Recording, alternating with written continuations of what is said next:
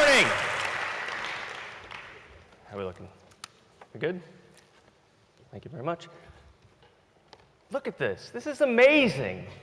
God, when I got here 5 years ago into London, I looked around and I said, where are all the product managers? Thanks, Allie. It's been absolutely amazing. And I thought, God, I'm going to have to start up a community, and why isn't anybody doing this? And then I discovered what Martin had been up to. And it's absolutely astounding, the growth that we've seen in the last 5 years. You are my tribe. I'm a product manager, and you are my tribe. Product management is my vocation. And our tribe keeps growing, and it's absolutely amazing to see. And we filled the frickin' Barbican. I mean, this thing is amazing. Next year, we're going to have to go take to the Wembley Stadium or something like that. It is so exciting to see. So, we got a lot to cover. We don't have that much time. When I was in university, not so long ago, I was trying to decide. I had two passions. I really wanted to study philosophy, and I wanted to study computer science. And at the end of the day, I decided to study both of them. And it was interesting because in the third or fourth year of school, I started to take some classes that actually applied to both disciplines. It was around logic, it was around human consciousness, and it was around the study of the human brain. And in a couple of my projects in the fourth year of school, I was modeling the behavior of neurons and sensors. So when you touch your skin and things like that, I was modeling the behavior of those in algorithms, in software. And it was then that I discovered kind of how profoundly the structure of the human brain dictates our behavior. And that might seem obvious, but it's really amazing when you look inside the brain and how it works, how much it really dictates how we see the world. So the brain, it turns out, is an extremely lazy organism. It is a very expensive organism, evolutionarily speaking. And so we've got the largest brains of anything in the world. And primates, obviously, and mammals have the largest brains of anything, certainly in our species. So the neocortex is the top 6 layers of this thing in the front. It's evolved over the last 25 million years. It's the thing that's responsible for spatial reasoning. It's responsible for language. It's responsible for everything that makes us human. But like I said, this is an expensive organ. And when you're hunting and you're gathering out there, you need to start eating a lot more food in order to support this. So the brain has evolved to be highly efficient, right? And like I was saying before, it doesn't like to consider new information. It actually tries to prevent that at all costs.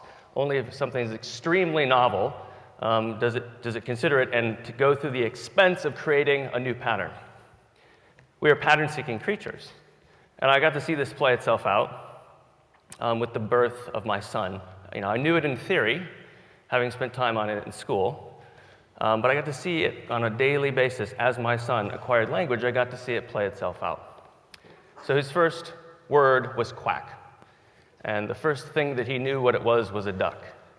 And it was fascinating because very quickly it became apparent that anything that either had 2 legs or that flew was a duck now, because the brain creates these patterns.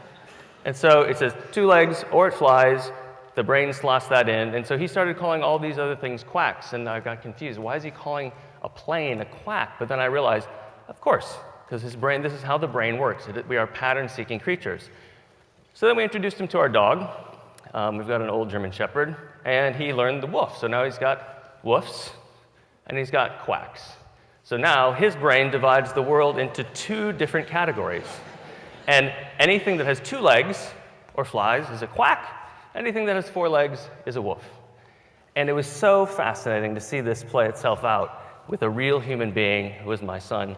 Of course, because he's my son, he's absolutely brilliant. But the interesting thing was when we introduced him to something that he couldn't categorize, right? So we had the quacks, we had the woofs, we introduced him to the snake, and he sat there for a moment, and he just started to smile, and then he started to giggle because novelty was happening in his brain. And he said, I cannot categorize this into either a woof and a quack or a quack. It's a new thing for me.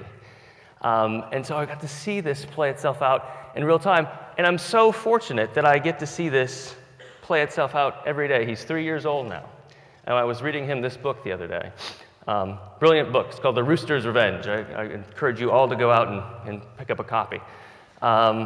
And we were reading through this book, and I see this page, and I say, well, clearly, this is a rooster, a rabbit, and a bear in a boat, and they're about to capsize.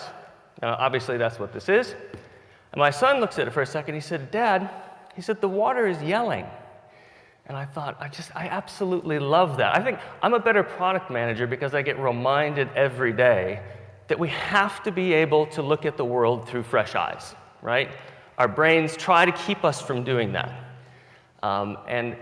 Entire religions have been created to try and combat this, right? I mean, Zen Buddhists, they're really about presence and about mindfulness, right? And about approaching every problem with the beginner's mind. Well, when you're a 3-year-old child, you approach everything with the beginner's mind, but we get that beaten out of us over time.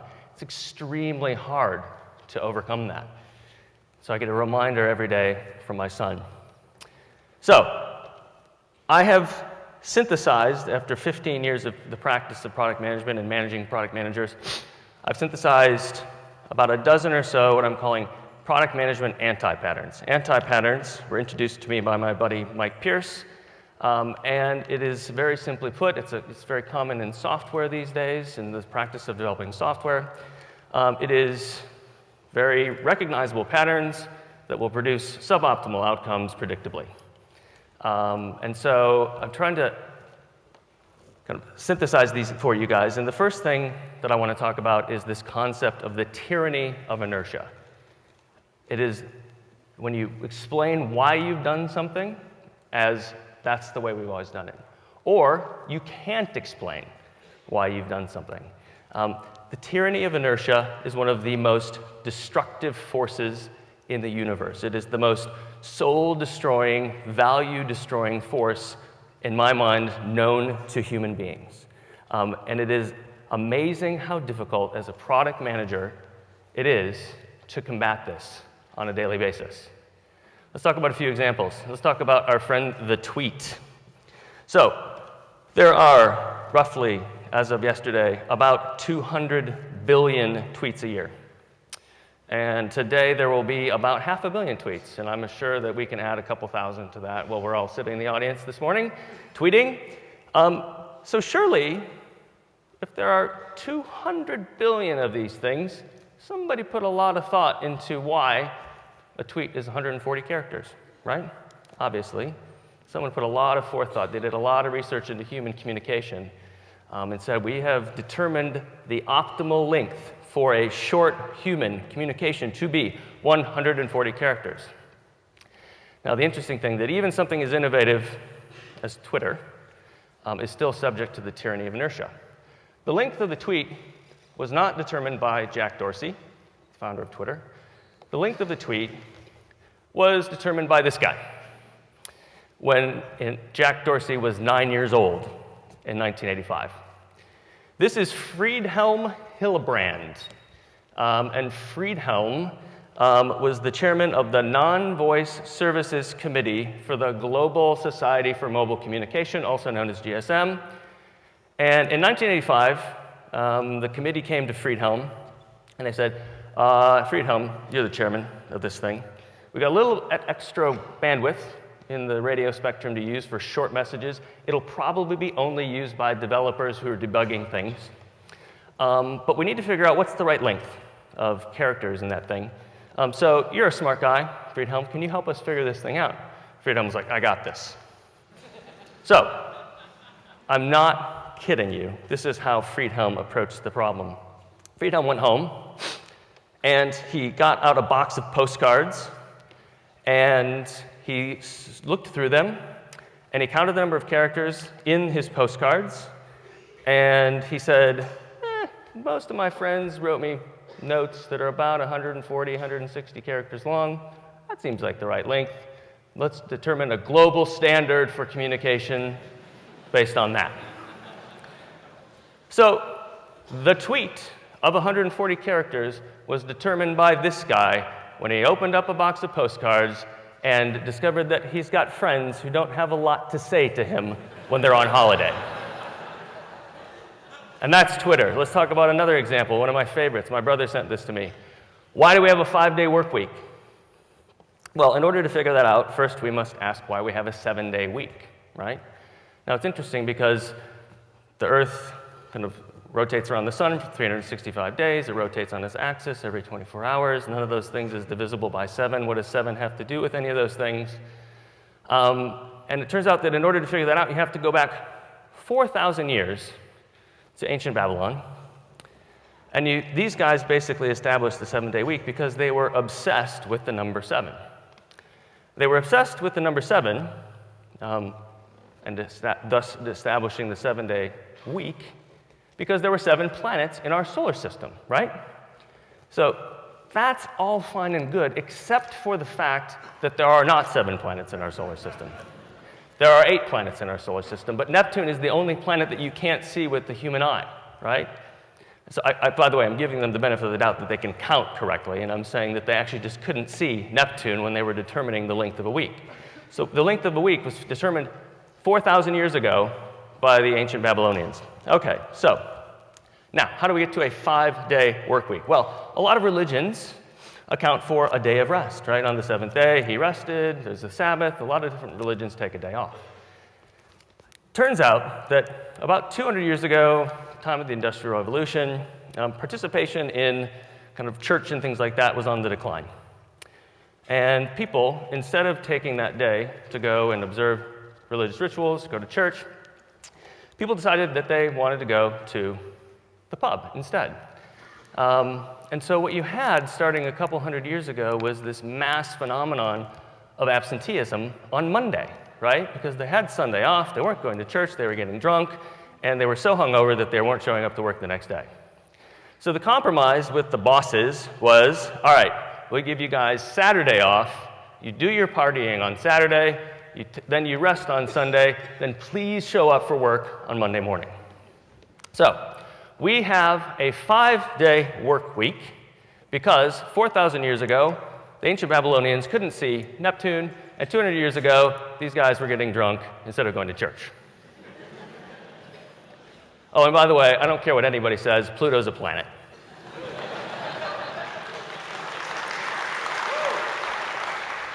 So I would like to tell you a cautionary tale about the destructive force of the tyranny of inertia.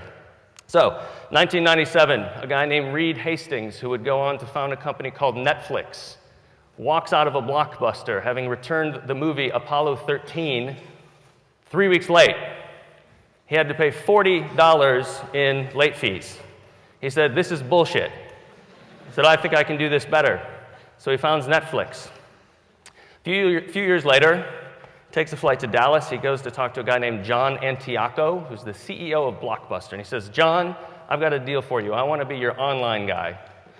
And John says, "But I've got all these stores. I've got 60,000 employees in 9,000 stores who are all about shipping DVDs and cassettes around." And he said, "There's no way that I'm going to take this business online. You're absolutely crazy. I've got too much money in those stores." A year later, John Antioco realizes that this thing is about to get real. And so he goes and he tries to build an online service himself. And what he discovers is that when he suggests to his shareholders and his bosses that he is going to give up the $200 million a year that Blockbuster makes in late fees, that he has a shareholder revolt on his hands and he's fired from Blockbuster because he suggested that. 3 years ago, Blockbuster was sold at auction for parts. And this is a cautionary tale of the destructive force of the tyranny of inertia. This is something that we have to fight every single day. We cannot make decisions based on information that's old or irrelevant.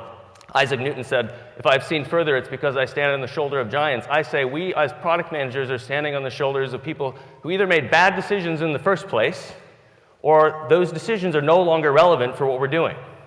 So we have to fight against this every single day. So the next thing I want to talk about is baby food. But before I do that, I want to introduce a concept called propinquity. It's a concept in social science, and it basically means that you tend to like and get along with people who are like you. And that's great, right? That's great when you are a lot like your customer, right? If you're a hardcore gamer and you're a developer and you're developing games for gamers, then great. You can probably make good decisions on behalf of your customers. But when you are unlike your customers, this becomes extremely difficult. But you continue to assume that they're just like you and they want the same things you do. And that you can make decisions for them, and you forget that they're not like you. This is interesting because at Moo, we're a bunch of fixed gear riding, beard wearing, 25-year-old hipsters who work in Shoreditch. What are you laughing at? I don't fit the bill?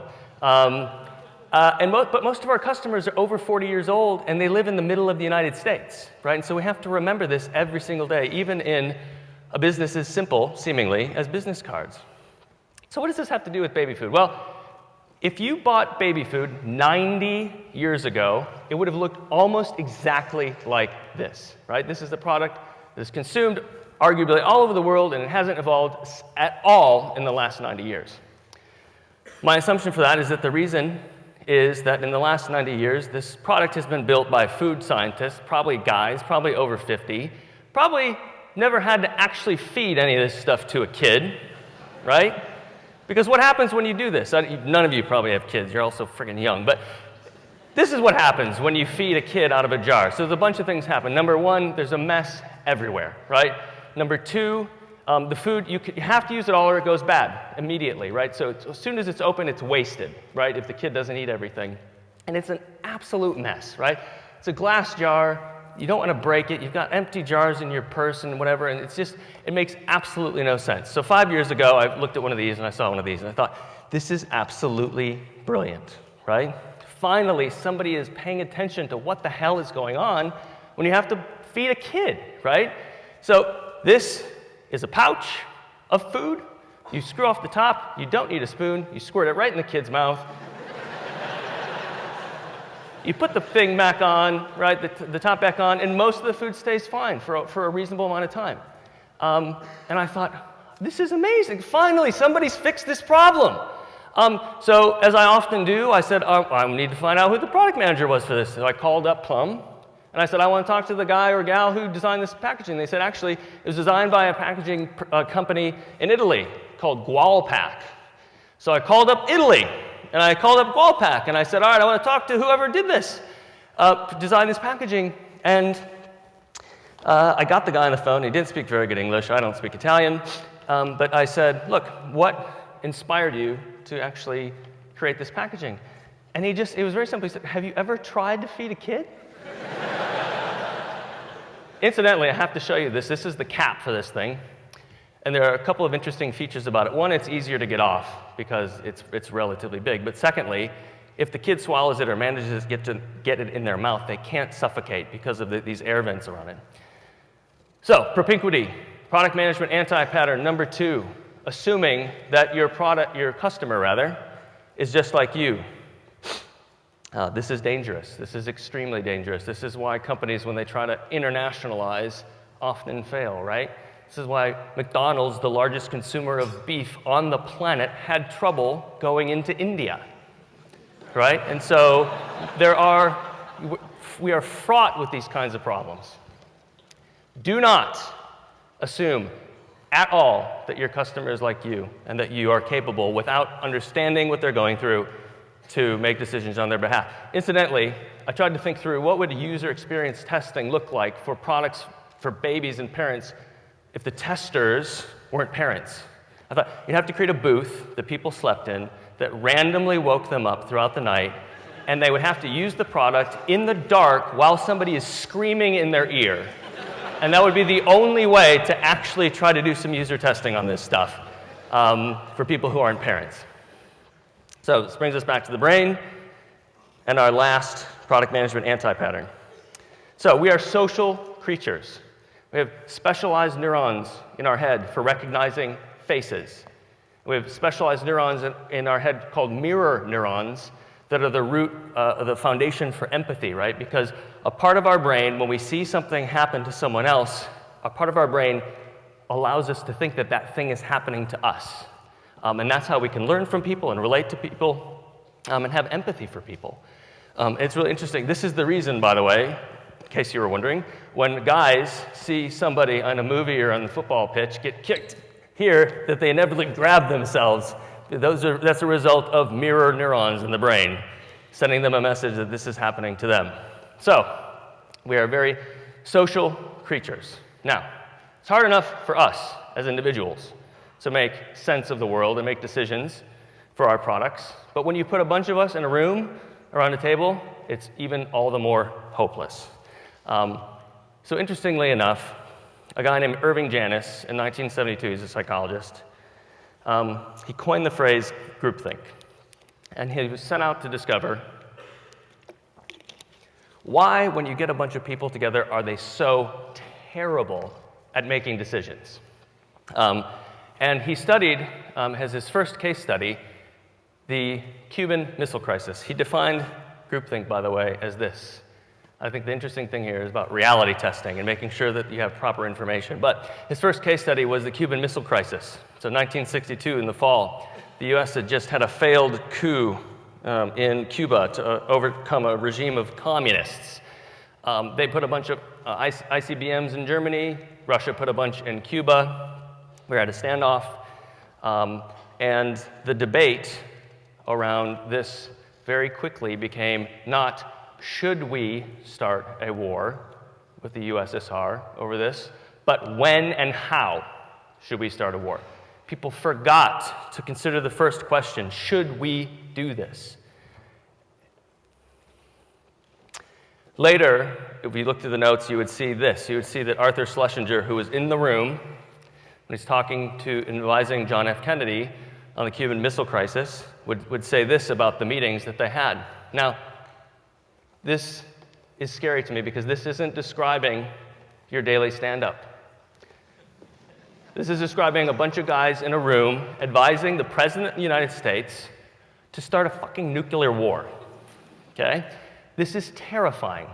And this is what happens when people get together and start to try to make decisions together. So January 28th, 1986, the most anticipated event in the American space program since the moon landing. It was most anticipated because we were sending a teacher into space, a school teacher into space. And I was there. I wasn't there. But they took us out of class and they put us in front of the only television in school so we could all watch this. And 40 million Americans tuned in that day to watch this flight. And the interesting thing about January 28th was that it was unseasonably cold in Florida, where the launch was taking place. A cold front had rolled in a few days before. It was very, very cold, and engineers who were responsible for giving the go, no-go for the launch were very concerned.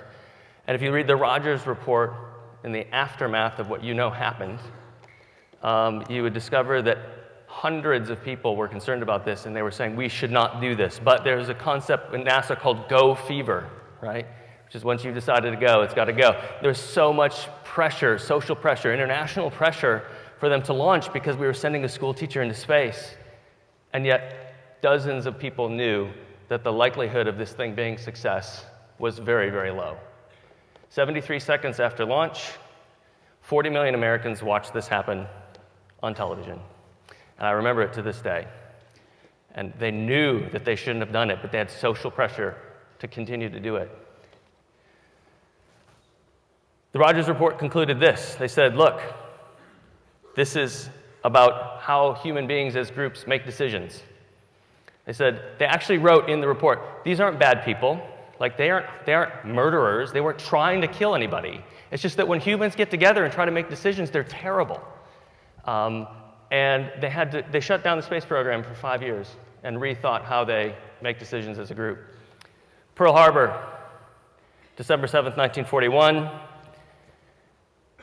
I think you all know what happens here.